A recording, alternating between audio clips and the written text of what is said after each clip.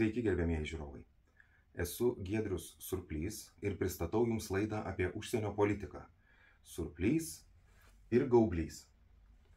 Kai 2003-2004 metais laimėjęs Britų tarybos stipendiją studijavau magistrantūro diplomatijos studijas Birmingeme, Jungtinėje karalystėje. Mano baigiamasis darbas buvo Lietuvos ir Baltijos šalių tarybinės pozicijos pasaulio prekybos organizacijoje. Taip, toje pačioje, kur mes dabar klampuojame su Kinija. Tai jau tada, rašydamas tą magistrinį darbą, aš supratau, kad vienintelis būdas Lietuvai būti išgirstai tarptautinėje arenoje yra burti bendraminčių koalicijas. Kitas dalykas, kurį išmokau, tai kad diplomatija tampa vis demokratiškesnė. XIX amžiuje po 1815 metais pasibaigusio Vienos kongreso nusistovėjo tradicija, kad diplomatija, užsienio politika yra tik tai aukštoji politika, skirta tik tai elitui ir visuomeniai nėra ko nei aiškinti, nei aiškintis, kas ten vyksta už uždarų durų diplomatiniuose koridoriuose. Tačiau laikas bėgo, žmonės įgijo daugiau pinigų, daugiau galios, pradėjo domėtis politika, tame tarpe ir užsienio politika, radosi spauda, radosi socialiniai tinklai ir natūralu, kad dėmesys užsienio politika prilygsta dėmesiui bet kuriai politikos sričiai. Ir kaipgi gali neprilygti, juk nuo to, kokią politiką vykdo valstybė, vyriausybė, priklauso tai, ar ji gyvens taikoje, ar kariaus, ar jinai uždirbs pinigus eksportuodama savo konkurencingas prekes, ar įsivežinės pigias prekes iš Kinijos. Taigi, užsienio politika niekuo nesiskiria nuo vidaus politikos. Tačiau tą tendenciją, mano galva, pastaruoju metu norima pakeisti. Ir Lietuvoje užsienio politika ir jos instrumentą diplomatiją norima padaryti, tokiu tik elito, tik tai kai kurių savo kabinetuose, aukštuose rūmuose užsidariusių žmonių pomėgių, žaidimų lauku. Kodėl taip kalbu? Todėl, kad, pažiūrėkite, per pastaruosius metus mes turėjome bandymą išstumti Lietuvos Respublikos prezidentą, kuriam pagal konstituciją priklauso atsakomybė už užsienio politiką iš Europos vadovų tarybos. Turime dabar skandalus su ambasadoriais Briuselyje, Londone. Turime su niekuo nederintą taivaniečių atstovybės pavadinimą Vilniuje ir taip toliau. Mano galva, tai nėra gerai, dėl to ir kuriu šią laidą, kuri vadinasi Surplys ir Gaublys. Jeigu jūsų peržiūrų skaičius augs, aš ketinu pasistatyti čia tikrą gaublį. O kol kas pažiūrėkite, ką jums parodysiu. Ar žinote, kas tai yra? Tai yra Lenkijos parduotuvėse pardavinėjamas Lenkijos gaublys. Rimtai, Lenkijos gaublys. Ir galima į tai pažiūrėti su jumoru, galima prisiminti anekdotą apie Žemaitijos gaublį, tačiau iš principo, mano galva, čia užkoduota labai nebloga mintis. Ir Lenkai, pardavinėdami štai tokius gaublius savo mokinukams, jau nuo mažų dienų perša supratimą, kad užsienio politika prasideda pirmiausia nuo mūsų.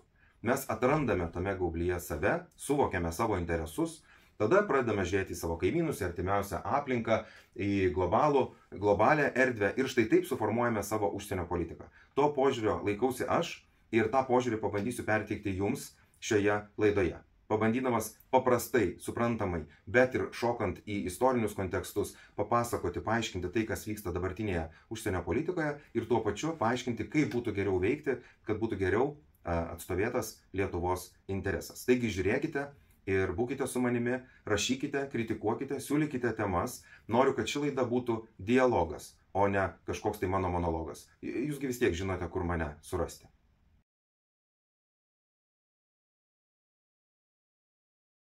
Pirmosios mūsų laidos tema yra labai paprasta. Ar neužteks mums pagaliau remti Ukrainą?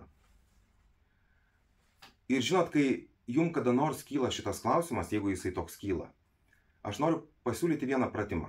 Užmerkite akis dabar ir prisiminkite tą 22 metų vasario 24 rytą, kai jūs nubudote pažadinti liūdnų naujienų iš Rusijos užpultos Ukrainos.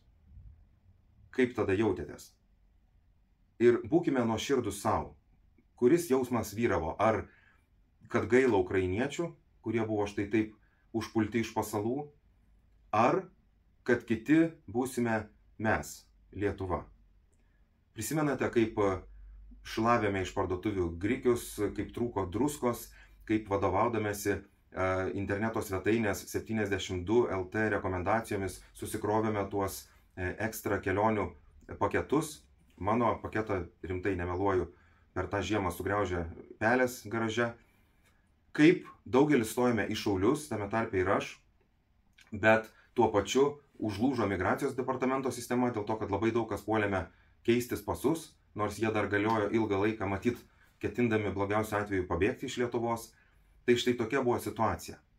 Ir aš noriu, kad tą situaciją jūs fiksuotumėte atmintyje, suprasdami, kad jeigu mes neremsime Ukrainos, jeigu frontas įšals, jeigu šitas karinis konfliktas taps ilguoju, užšaldytų konfliktu, tai aš nežinau, ir ne tik aš, bet ir ekspertai nežino, kas gali sustabdyti Putiną ir toliau grobti teritorijas, pasiekiant ir mūsų Lietuvą.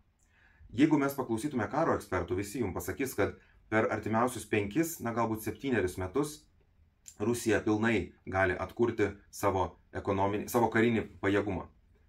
Ir dabar Putinas yra pasakęs, kad šių metų pabaigoje praneš, ar jisai ketina dalyvauti kitais metais vyksiančiame spektaklyje, kuris vadinasi Rusijos Federacijos prezidento rinkimai. Tai spėkit, ką jis praneš, ir spėkit, kokia bus jo politinė programa ir kokie pažadai įtūžusiai Rusijos miniai, jeigu iš tikrųjų Ukraina negebės pralaužti fronto, jeigu iš tikrųjų vakarai pradės užsukinėti kranelius, kaip ką tik girdėjome iš Amerikos, iš Lenkijos, iš Slovakijos. Neturėkime jokių vilčių, kad Putinas nepažadės savo tautai dar didesnės, dar labiau imperinės Rusijos. Ar jisai turi tam ekonominių pajėgumų? Turime pripažinti, kad dėja sankcijos paveikė Rusiją, bet jos nenužudė. Ir kodėl? Pirmiausia, turbūt dėl to, kad radosi daugybė kelių per aplinkinės valstybės, kaip visos prekės ir išvažiuoja iš Rusijos ir atvažiuoja į Rusiją. Pavyzdžiai, labiausiai man patinkantis pavyzdys, tai kad Tadžikistanas, tokia valstybė, staiga įvedus sankcijas Rusijai tapo labai rimtų aukso eksportuotojų. Aišku, Rusijos aukso eksportui galioja sankcijos. Pažiūrėkime ir į Lietuvą. Mūsų inovacijų agentūros, kuri fiksuoja eksporto rodiklius duomenimis, iš Lietuvos labai išaugo reeksportas į, dėmesio, Baltarusiją ir į visas Rusijai kaimininės šalis. Tai mūsų inovacijų agentūra taip ir įvardina, kad mūsų Lietuvos eksporto rodikliai yra išaugę arba palaikomi, nekrenta tik dėka, būtent tų, įvardinsiu paprastai, Rusijos sankcijų apeidinėjimų. Taip kad tokiomis aplinkybėmis būkime budrus. Ir jau pradedant ką tik įvykusiais rinkimais Slovakijoje, šį sekmadienį vyksiančiais rinkimais Lenkijoje, per Europą ir iki pat Amerikos nusiris rinkimų banga šiais ir kitais metais. Bus ta banga ir pas mus, ir mes tikrai daugelį šalių išgirsime tuos debatus, kad štai užteks remti Ukrainą, štai per daug, štai nėra proveržio fronte, štai reikia jau sodinti Ukrainą prie derybų stalo ir turbūt galvoti apie kažkokias teritorinės koncesijas. Užteks remti Ukrainos pabėgusius žmonės nuo karo, kuriuos esame priglaudę. Tai, būkime budrus ir sakau, mes lietuviai geriau negu bet kas kitas prisimename, žinome, ką reiškia atleisti Rusijai pavadžius, ką reiškia pradėti su ją kalbėtis, kostiumuota diplomatinė kalba. Jinai tos kalbos tiesiog nesupranta ir griebia tiek, kiek tik tai gali atsigriebti. Taip kad kiekvieną kartą, kai Lenkija, Slovakija ar dar kažkas kalbės apie tai, kad reikia jau mažinti paramą, kiekvieną kartą, kai šalis kaip Austrija ar Vokietija kalbės apie tai, kad, pigių dujų vis tiek reikia, štai dabar ir su Azerbaidžanu, neaišku, kaip po Kalnų Karabacho konflikto, kiekvieną kartą, kai Amerika besirinkdama savo naująjį prezidentą debatuos, ar tikrai nereikėtų jau sėsti prie derybų stalo ir užfiksuoti kažkokią tai taiką. Aš manau, kad mes lietuviai vis tiek turime išlikti tie paskutiniai, jeigu reikės, Ukrainos ambasadoriai, nes vėlgi, kiekvieną kartą, kai iškils jums klausimas, kodėl, užmerkite akis ir prisiminkite tą 2022 m. vasario 24 rytą.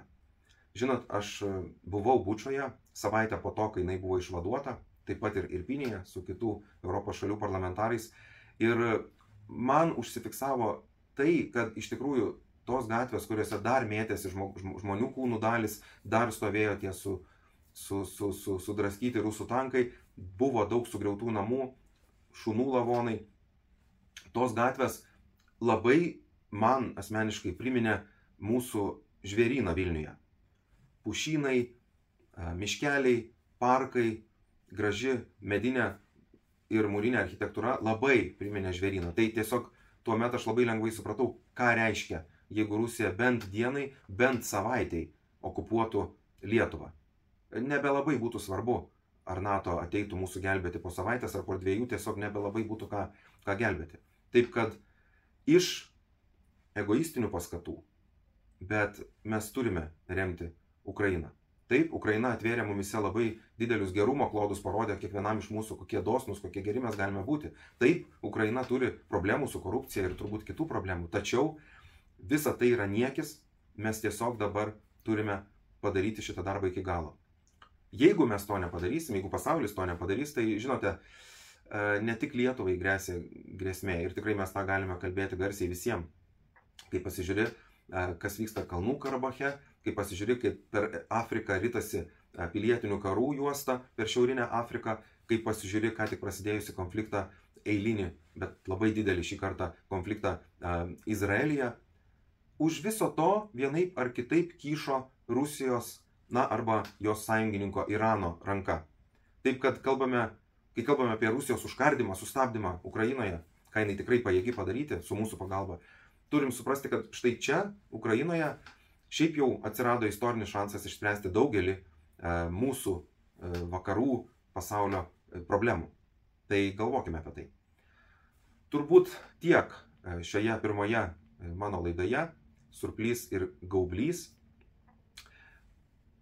Prisiminkime, kad užsienio politika Lietuvoje tai ne kostiumuotų elito vyrukų ir merginų reikalas, bet tai pirmiausia žmonių, kurie stovėdami Baltijos kelyje, gindami parlamentą savo kūnais, iškovojo mums laisvę. Tai buvo tokia mūsų žmonių užsienio politika. Mūsų užsienio politika yra ir mūsų verslai, mūsų išradėjai, kurie eksportuoja tokius dalykus, kurių net neįsivaizdavome, kad galima sukurti į visas pasaulio šalis. Tai yra mūsų užsienio ekonominė politika. Tai galiausiai yra ir mūsų visų, kurie priglaudėme ukrainiečių savo namuose, kurie vis dar juos remiame, kurie vis dar jiems padedame Lietuvos kaip laisvės gynėjos reputacijos užsienio politika. Tai yra mūsų visų reikalas. Todėl kviečiu žiūrėti šią laidą, būkime kartu, diskutuokime, kaip mūsų užsienio politika gali geriau atstovauti būtent mūsų Lietuvos gyventojų, verslo, mokesčių mokėtojų, pensininkų, turistų ir tiesiog pasaulio piliečių interesus. Ačiū. Iki.